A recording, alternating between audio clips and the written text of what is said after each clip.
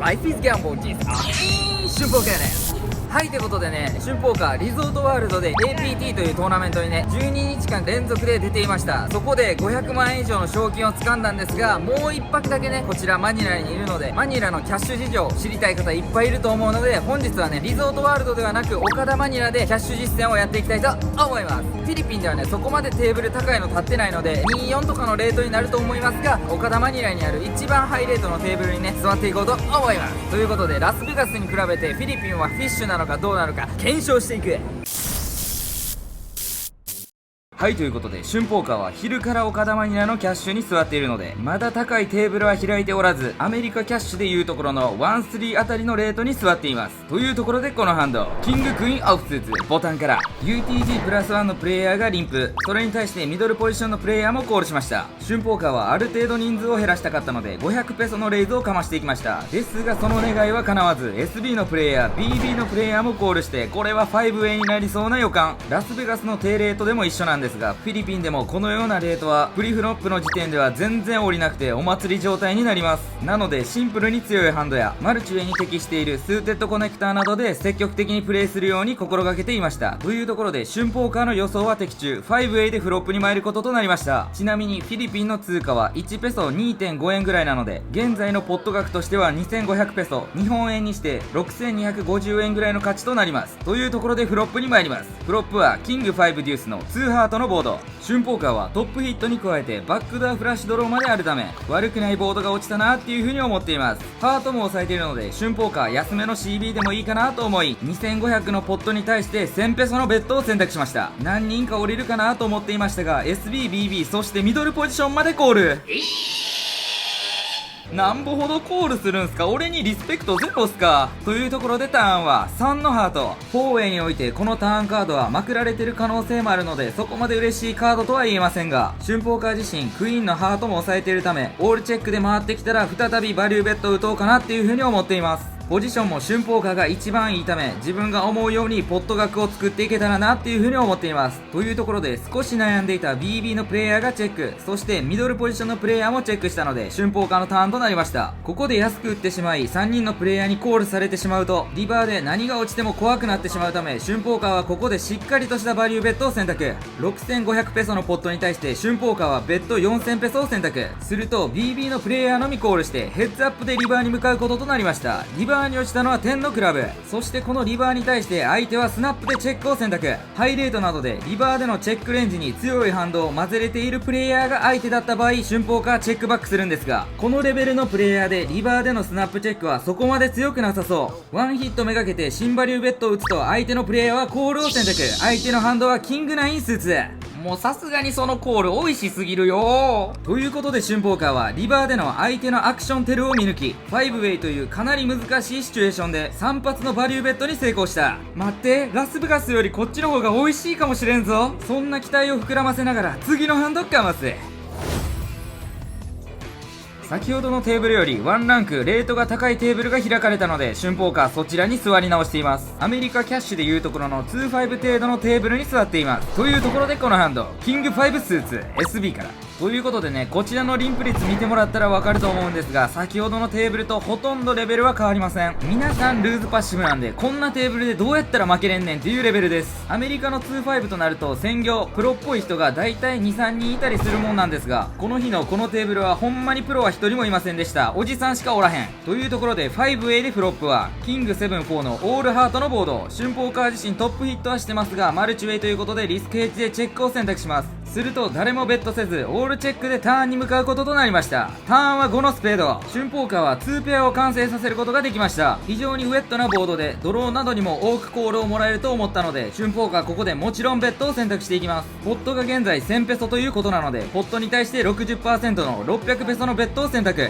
シンプルにキングヒットがコールしてくれても嬉しいですし、ドローにコールされてもここら辺のレートの人は分かりやすいので対処していけるかなというふうに思いました。このベットに対して UTG プラス1のプレイヤーヤーのみコールしてヘッズアップでリバーに向かうこととなりました。ドローもバリューターゲットに入れているベッドサイズなので、リバーではドローが完成するようなボードになってほしくないなと春峰家は思っています。ですがリバーは8のクラブ、6のオープンエンドストレートドローがストレートを引いてしまっているリバーとなります。このリバーに対してチェックで回すか新バリューのベッドをするかで迷っています。このレート帯の人は動きが分かりやすいので、レイズを返されたら大体強いです。相手がストレートを引いているかの確認にもなる。ここはこん中に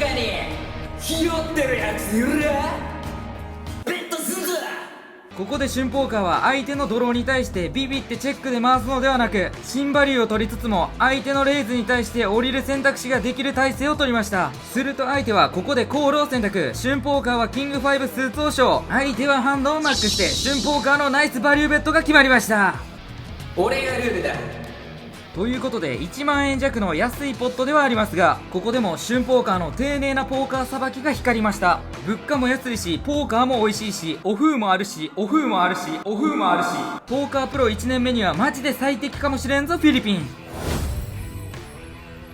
マジでこの100、200ペソのテーブルは美味しすぎて一生このテーブル座っておきたいなっていうレベルでした。そのようなうまうまな状況でこのハンドエース4オフスーツボタンから、今回は珍しくボタンの春ポーカーまで全員フォールドで回ったので、春ポーカーはここでレイズ600ペソを選択しました。特に左のおじちゃんが緩かったのですが、その緩いおじちゃんが SB からコールを選択。 BB のプレイヤーはフォールドしてヘッズアップでフロップに参る形となりました。ポストフロップも基本的にルースなんですが、その他の特徴もつかめてきたので、それを参考にプレイしていきたいと思います。というところでフロップは9デュース3のレインボーボード。春ポーカー自身滑ってはいますが、5が落ちればストレートのガットショットストレートドローがついている状態となります。 SB のプレイヤーがチェックしたので、春ポーカーは安めの CB を選択。ポットに対して 30% ほどのベッドなので、このルースなプレイヤーはなかなか降りてくれないだろうと思っていました。すると相手はコールしてターンは8のハートが落ちました。このターンカードに対して相手プレイヤーはチェックを選択。もちろんターンでもブラフベッドを続けることはありなんですが、相手の特徴としてルースということもありますし、ここはバランスを見てチェックバックを選択しました。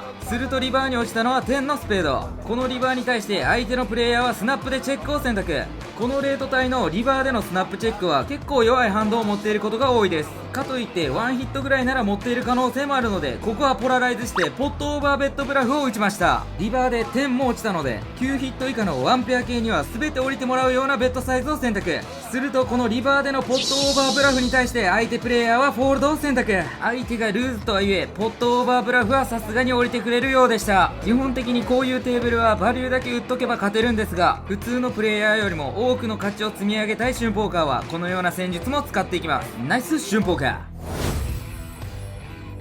というわけでこちらのテーブルにももう 2,3 時間ほど座っているんですが、もう少ししたら高いテーブルが立ちそうだなっていう感じになっています。ここまでフィリピンのポーカールームかなり美味しいなという印象なので、これ以上に高いテーブルにもワクワクしています。というところでこのハンドは8ポケカットオフから UTG のプレイヤーがリンプされている状況となります。というところでハイジャックのプレイヤーまでフォールドして春ポーカーのターン、もちろんレイズしていくんですが、額としては少し大きめの 5BB オープンレイズ1000ペソを選択しました。そしてここで SB のプレイヤーからまさかの3ベッドを食らってしまいました。テーブルに入ってきて間もないアンノウンのプレイヤーでしたが、なかなかこのテーブルで3ベッドを食らう機会がなかったので、もしかして初めて割とできるプレイヤーが入ってきたのかなっていう風に思いました。するとこの3ベッドに対して BB のプレイヤーがめちゃくちゃ悩んでいます。スタック的にもオールインかわしてくるのかと思っていたら、まさかの BB のプレイヤーはコールを選択。 UTG のプレイヤーはフォールドしました。ここで春ポーカーフォールドするかコールするかで悩んでいます。ほとんどの場合コールすることの方が多いですが、 SB、BB のプレイヤーのスタックによってここは降りた方がいい選択肢もあるので、相手のスタックを聞き出します。すると3ベットした SB のプレイヤーがかなりのディープで、春ポーカー自身ぶつかってセットなど引けばがっぽり取れるチャンスですし、何より春ポーカーが一番ポジションがいいということもあるので、ここはコール一択かなっていう風に感じました。ということでこのテーブルにするといきなりかなりのビッグポットが出来上がりました。春ポーカーコールして現在ポット額は 12,200 ペソ、日本円にして3万円ほどのポットが出来上がりました。ディーラーがこのデカポットでなんか知らんけど談笑し始めるので、少し早送りにさせていただきます。ここはぜひともフロップでセットを引いてパッチコーンとスタックを増やしたいところというわけで、3ウェイでフロップへ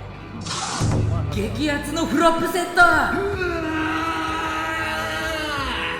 さすがに神ボードすぎるやろ。春ポーカー焦って8ポケを確認すると、オリジナルの SB のプレイヤーはチェック、それに続いて BB のプレイヤーもチェックを選択しました。というわけで一番ポジションのいい春ポーカーのターンなんですが、この非常にウェットなボードでスロープレイは本当に危険です。春ポーカーもちろんベッドを選択していきます。何かしら絡んでいることも多いボードだなっていう風に思ったので、高めのベッドを選択していきます。12,200ペソのポットに対して春ポーカーはベッド7000ペソを選択。シンプルにジャックヒットだったり上ポケのチェックコール体制に対して大きめにバリューを取ってやろうと思いました。もちろんフラッシュドローだったりストレートドローもコールしてくれたら嬉しいなという風に思っていました。するとオリジナルの SB のプレイヤーはコールを選択。このプレイヤーにチェックレイズを返されたらめちゃめちゃ怖いなと思っていたので、とりあえずコールで安心する春ポーカー。するとこの高めの CB に対して BB のプレイヤーもまさかのコールを選択。それは少し話が違う。落ちてほしくないカードも多いので、ターンではぜひともラグが落ちてほしいと思っています。というところでターンはジャックのスペード。これは死ぬほど嬉しいターンカードが落ちてくれました。フラッシュやストレートなどのドローにまくられる可能性もなくなりましたし、一応懸念していた相手がジャックスを持っているパターンがほぼなくなりました。ドローにまくられる可能性もなくなったので、あえてドローでもコールしやすいベッドを選択。ターンでドローから確実にバリューを取りつつ、リバーでそのドローを引かせた場合、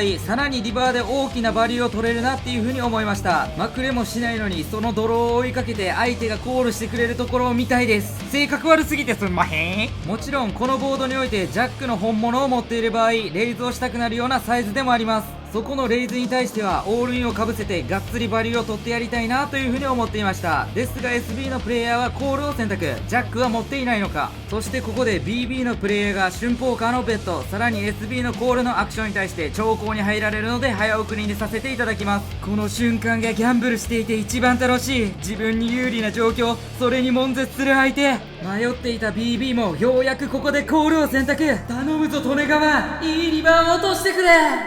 くそ、人間のクズが。最悪のリバー。怖いカードなんてないと思っていましたが、リバーに落ちたのは天のハート。それだけはあかん。2人ともチェックされたので春ポーカーは諦めながらもチェックバックを選択。すると SB のプレイヤーはクイーン蔵書。まだ勝ってる。これギリ勝ってるよな。 BB はまさかのマック。春ポーカーこのボードで8ポケでまさかの勝利。勝ったぞ利根川、俺はお前に勝ったぞ。リバー10のハートを落とされて何してくれとんねんディーラーと思いましたが、まさかの春ポーカー勝っていました。おそらく BB はエースキングかエースクイーンのダイヤ持ちかなっていう風に思います。リバー10のハートが出ていなければもう少しバリューを取れていたとは思いますが、日本円にしてなんと18万円のポットを獲得。このボードでとりあえず勝てたことにマジで感謝。スリーウェイでプチ奇跡を起こしたぞ春ポーカー。ということでハイレートポーカーを打つために5時間ほど低レートでポーカーを打っていたんですが、ようやく超ハイレートテーブルが立つということになったので春ポーカー早速座りました。レートはなんと SB が500ペソ BB が1000ペソで、ラスベガスでいうところの1020並みのハイレートテーブルが立ってくれました。フィリピンでここまでのハイレートテーブルが立つイメージがなかったので意外だなと思いつつ、このハンドサッシースーツハイジャックから普段ならホールドすることの方が多いこのハンドですが、ディープで入っていることもありますし、春ポーカー自身日本への帰国便が迫っているので多めにポーカーをプレイしたいなということで、今回はオープンを選択。テーブルに座っているほぼ全ての人がディープスタックということで、春ポーカーオープンサイズも 4BB と大きめに選択しました。するとボタンの超絶アグレッシブなプレイヤーからリレイズが飛んできてしまいました。特にボタンのポジションからは毎回じゃないんかなっていうぐらい3ベットを返していたので、かなり広いハンドレンジでプリフロップ3ベットされるプレイヤーなのかなっていう風に思っていました。シンプルに降りる選択肢を取るのもいいですが、ブラフ4ベット、さらにはコールもありだなっていう風に思いました。ポストフロップもかなりアグレッシブなので絡めば大きく取れるんじゃないかなっていう風に思いました。春ポーカー自身このプレイヤーの3ベットにかなり降りていたので、こんなハンドでコールするとも思われていないというところで、フロップはキング4デュースのレインボーボード。絡み切りはしませんでしたが、春ポーカー一応4ヒット、相手のベッドには一発はコールしなければいけないかなっていう風に思っています。このボード高頻度で打ってくるでしょうと思っていましたが、相手はまさかのチェックを選択。ターンに向かいます。ということで春ポーカーはターンで激アツトリップス。しかも春ポーカーが4を持っている可能性、相手からしてもなかなか考えられないでしょう。春ポーカーターンではシンプルにベットするかスロープレイでチェックするか悩んでいます。今回はシンプルにベットを選択。すると相手は超スナップコール。ちょっとクションですよね。今まで見たことないぐらいスナップコールされました。なんぼ打ってもコールしたるっていう現れかというところでリバーに向かいます。リバーはジャックのクラブ。ターンでは一応フラッシュドローもバリューターゲットに入れていたんですが、そのフラッシュドローはリバーで完成した形になります。さらにターンでの超スナップコールが気になる。超スナップコールの中にはドローなども多く含まれます。もちろんリバーでベッドも考えましたが、それにレイズを返された時、春ポーカーさすがにこれ降りれんのかっていう不安もある。ここでベットしてレイズなどを食らって悶絶するよりも、相手がアグレッシブなところを利用してチェックコール体制にして、ドロー滑りなどからワンチャンベットをもらおうと思っています。ですがポットオーバーなどが飛んできたらめっちゃうざいなと思っていましたが、ここで相手からベッド2万1000ペソが飛んできました。ポットは現在4万ペソあたりなのでハーフベッドが飛んできました。ここで春ポーカー、もちろんコールはするんですが、レイズするか悩んでいます。レイズした際に相手がどのようなハンドでコールをしてくれるのか。春ポーカーが勝っているところで言うとキングジャックの2ペアあたり、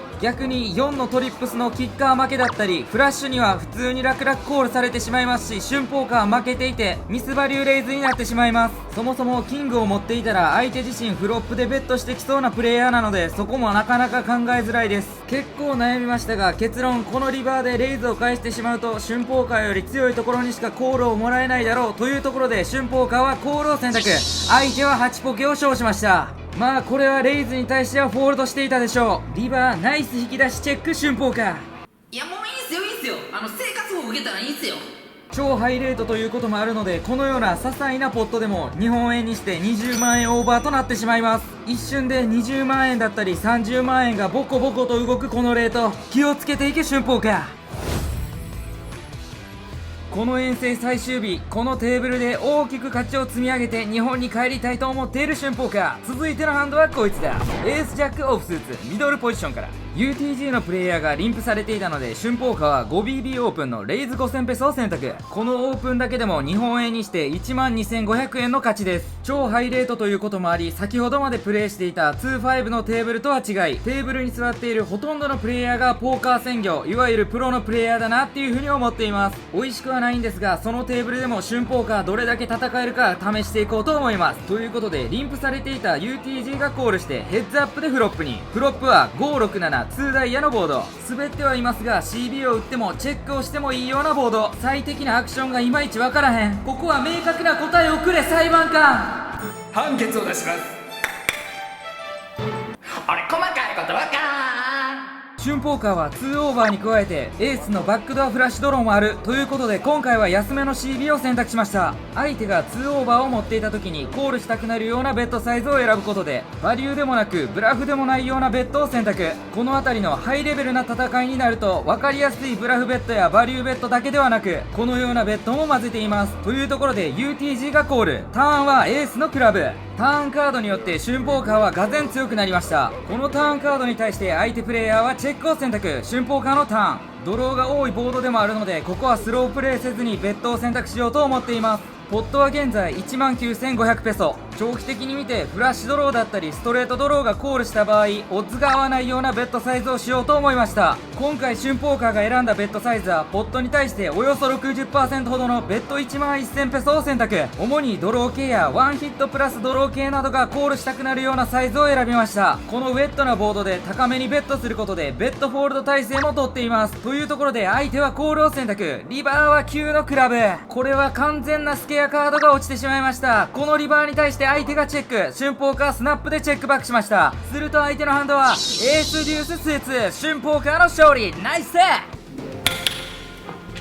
判決を出します。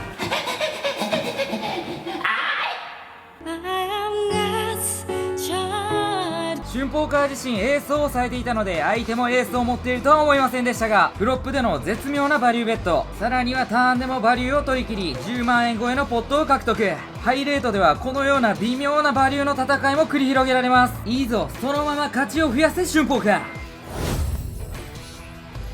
キャッシュ稼働を始めて8時間ほど、日本への帰国便への時間が迫っている中でこのハンド、エース9スーツボタンからミドルポジションのプレイヤーがリンプされている状況となります。カットオフのプレイヤーまでフォールドして春ポーカーのターン。春ポーカーは今回 5BB オープンのレイズ5000ペソを選択。スタックも深いですし、リンプされた方にプレッシャーを与えていきます。すると少し悩まれていた BB のプレイヤーがコール。これは少し意外ですが 3way でも戦っていけるハンドでしょう。リンクされていたミドルポジションのプレイヤーもコールして 3way でフロップに参ることとなりました。ぜひともフロップナッツフラッシュお願いします。というところでフロップはエース10-6のレインボーボード。春ポーカーはシンプルにエースヒット。助かりますよこういうの。ということで2人のプレイヤーがチェックして春ポーカーのターン 3way ということもあるのでスロープレイヤー禁物です。春ポーカーシンプルに打っていこうと思います。ですがキッカーが弱いこともありますし安めのベッドを選択していきます。バックドアでストレートドローもあるのでフロップでそこまで大きくポットを炊き上げたいようなハンドじゃないかなっていう風に思っていました。すると BB のプレイヤーがコール。ミドルポジションがフォールドしてヘッズアップでターンに向かうこととなりました。ターンは8のハート。春ポーカーが言っていた通りバックドアでストレートドローがつきました。2ペアとかではないものの春ポーカーいいターンカードが落ちたなっていう風に思っています。というところでこのターンカードに対して BB のプレイヤーがチェックを選択。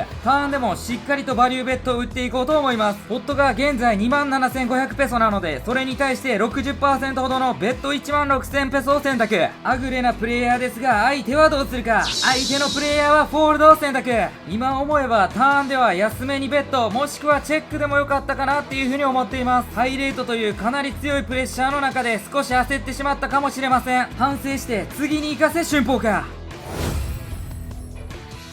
ということで帰国便が迫っているので残り1周したらテーブルを抜けようと思っていたその時最強のハンドエーシーズミドルポジションから今日は初めて見たぞエーシーズちゃん。ハイレートでこのハンドは手震えるって。ラスト一発かますか。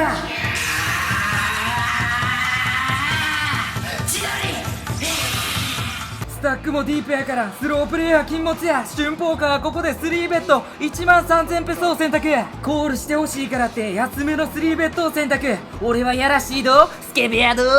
ただのライト3やと思ってレイズ返してこい。さっきからちょいちょいレイズ返してたやろ。オールインでもいいぞ。かますんかかますんか。やめて、それだけはおかしくね。千鳥ちょっと待ってそのアクションやめ。今日初めて来た A シーズなんすよ。これ待つのに8時間かかったんやでこっちとら。そんなにサクッと降りんといてちょよ。はいってことでね最後の実践終わりました。今回感じたのはアメリカでいう 2-5 が一番フィリピンでも美味しいかなっていう風に思いました。めっちゃ面白かったです。常にね僕の左のプレイヤーが僕より先にアクションするんですよ。僕がレイズしたらもうレイズするんかお前みたいな感じでコール合わせるみたいな意味がわからんよ。もうそれをしかもディーラーが全く怒りませんってことで最後の収支なんですけども多分日本円にして18万円ぐらい勝ちました。ということでね今回マニラは全て同士で勝ちまくった遠征となりました。ということで春ポーカーのフィリピン最高レートに座ってみた企画どうでしたか。面白いよね。面白かったらグッドボタンと高評価両方押しといてください。バイキングではもう一日あざしたんこ。ここは一般的にチャンネル登録促すとこやけど俺はただ踊りたいだけ。